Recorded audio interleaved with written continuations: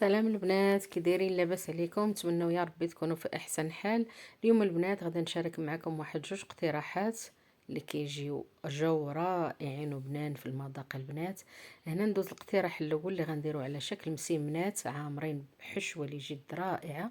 هنا بعد ما شحرت 3 البصلات غادي نضيف عليهم الفلفله حمراء وخضراء، القزبر والمعدنوس، القليل ديال الزيتون مقطع قطع صغيره، معلقه ديال الهريسه، وهاد الكميه ديال الدجاج اللي قطعتها قطع صغيره.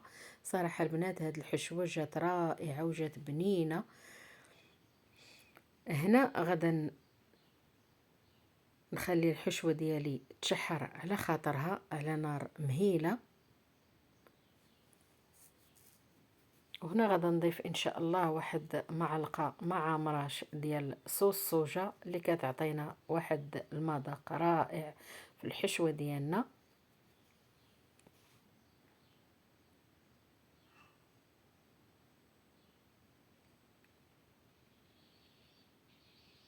وهاد المسيمنات البنات غنعطيكم واحد الطريقه كيفاش نشكلهم. كنخليهم يجيو على شكل كرواسون، وصراحه جاو الشكل ديال كرواسون في القرمشه وفي الهشاشه من الداخل، جاو رائعين. هنا غنخلط مزيان وندوزو التوابل. عندي تحميره، البزار، سكينجبير، الخرق ومعرق، والملح حسب الذوق. غنحاول نخلط حتى يتجانس ليا الخليط مع هاد التوابل.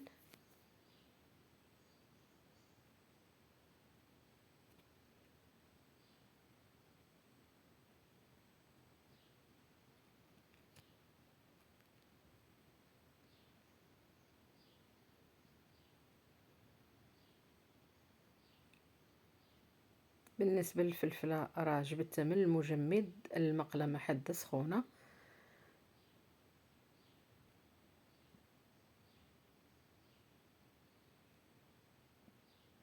هنا بعد ما تشحرت ليا الحشوه كيف ما كتشوفوا،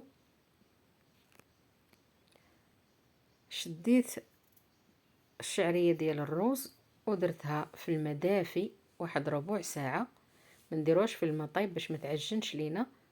ونحاول وصفيتها، ونحاولوا نلبسوا هاد الشعريه بها التوابل، نسموها مزيان لان الشعريه كنعرفوها ما فيها لا مذاق لا والو. وقطعتها بالمقص قطع صغيره. صراحه جات رائعه وبنينه.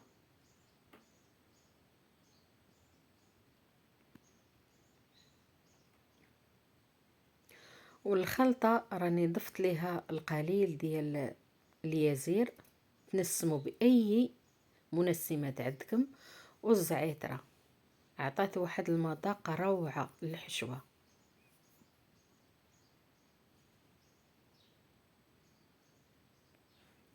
هنا بعد ما وجدات عندي الحشوه غنخليها تبرد كيف ما كتشوفوا. وهاد الحشوه البنات استعملتها في مسيمنات صغار، جاو شي حاجه اللي خطيره في البنه. درت مسيمنات مربعين وعمرتهم بالنصف ديال هاد الحشوه، جاو رائعين.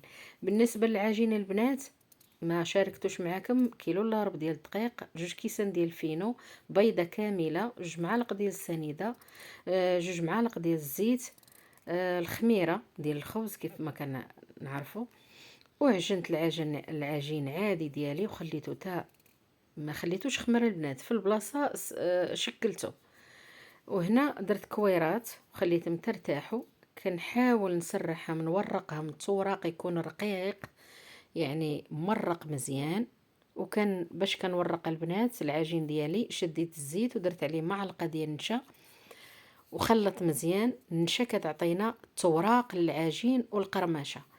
كنديرهم على شكل مسيمنات مربعين وكنخليهم يرتاحوا، ونبداو بالاولى اللي ارتاحت لينا كنرقهم على الجوانب ونخليو الوسط شويه سميك.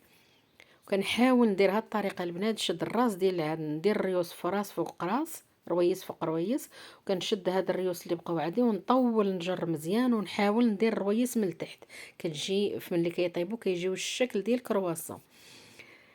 هنا شديت البيض درت عليه شويه ديال نسكافي خلط مزيان، غير المح، خلطت مزيان ودهنت المسيمنات ديالي وزينت بالقليل ديال الزيتون كيف ما كتشوفوا البنات. صراحه هاد المسيمنات جاو كيشهيو، غتشوفوهم ان شاء الله ملي غادي يطيبوا الشكل ديالهم كي داير.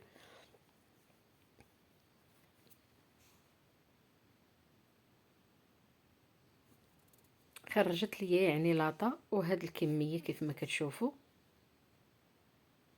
لانني العجينه البنات اللي عجنت درت منه المسيمنات كيف ما سبق وذكرت لكم. راه كنت غنحط لكم الفيديو ديالهم ولكن نسيت.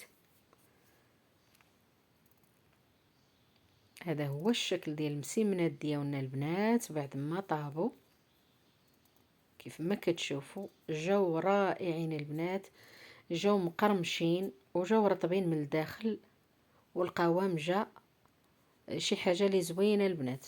نتمنى انكم تجربوا هذه الطريقه.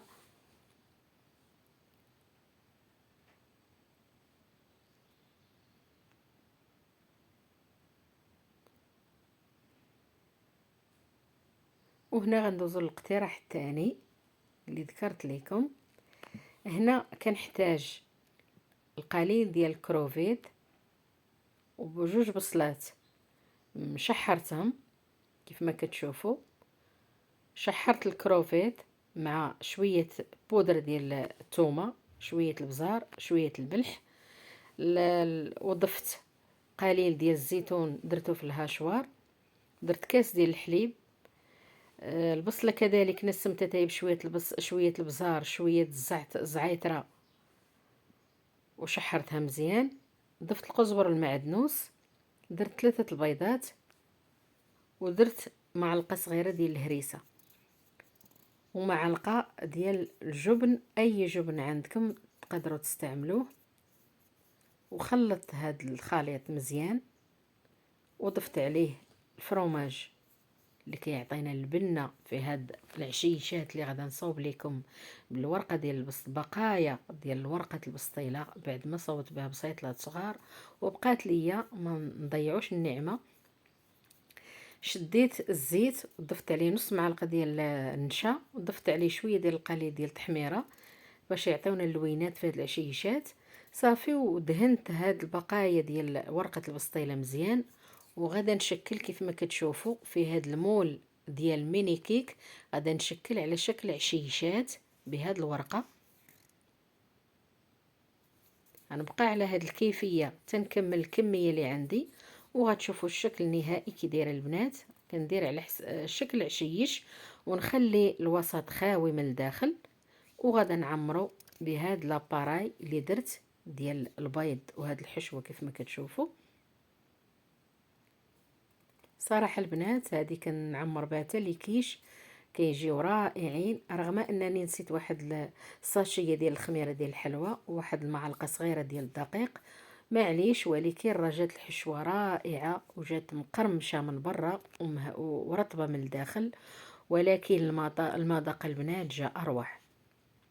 هنا بعد ما درت المسيمنات في طبق التقديم، وهنا غادا نشارك معكم البنات القوام ديال هاد العشيشات. شوفوا القوام البنات كي جا، راه جاو كيحمقوا البنات في البنه. نتمنى ان الوصفه تكون عجبتكم ان شاء الله.